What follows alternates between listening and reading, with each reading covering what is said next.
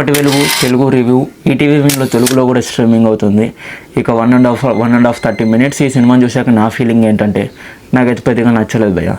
ఈ సినిమా ఏ జోనర్ వారికి కరెక్ట్గా నచ్చుతుందంటే ప్రతిరోజు ఇంట్లో సీరియల్ చూస్తున్న ఆడవారికి, ప్రతి ఇంట్లో చిత్రహింసలు అనుభవిస్తున్న ఆడవారికి బాగా కనెక్ట్ అవుతుంది.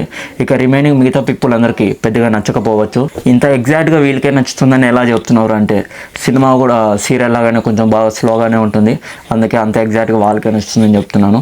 ఇక స్టోరీ ప్లాట్ విషయానికి వచ్చేస్తే తాగుబోతూ ఒక పేదవాడి ఇంటికి ఒక అమ్మాయి పెళ్లి చేసుకుని వచ్చాక తను ఫేస్ చేసే సిచ్యువేషన్స్ ఏంటి అనేది స్టోరీ లైన్. బేసిక్గా ఇలాంటి story lines solid story writing ఉంటే చాలా గట్టిగా రీచ్ అయితే వస్తుంది.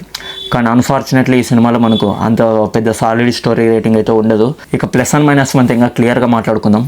ముందుగా ప్లస్ పాయింట్స్, హీరోయిన్ యాక్టింగ్ చాలా బాగుంది, అందరు యాక్టింగ్ కూడా చాలా బాగుంది. కొన్ని ఎమోషన్స్ బాగానే వర్కౌట్ అయ్యాయని చెప్పుకోవచ్చు. స్టోరీ రొటీన్ అయినా ఇలాంటి స్టోరీ లైన్స్ లేడీస్కి ఖచ్చితంగా కనెక్ట్ అవుతాయి. ఇక మైనస్ పాయింట్స్ విషయానికి వచ్చేస్తే స్టోరీ టూ మచ్ ల్యాగ్ చేశారు. మన కొడితే స్టోరీ మొత్తం 40 మినిట్స్లో అయితే అయిపోతుంది. అంతేకాక మంచి సీన్స్ పడలేవు కాబట్టి మనకి చాలా ఇంట్రెస్టింగ్గా అసలు ఏం అనిపించదు. ఇలాంటి స్టోరీ లైన్స్ మంచి సీన్స్ పడితే సినిమా ఎక్కడికో వెళ్ళిపోద్ది. అన్ఫార్చునేట్లీ ఈ సినిమాలో మనకు అంత మంచి సీన్స్ అయితే పడలేవు, అందుకే ఈ సినిమా పెద్దగా ఎక్కువకపోవచ్చు అందరికీ.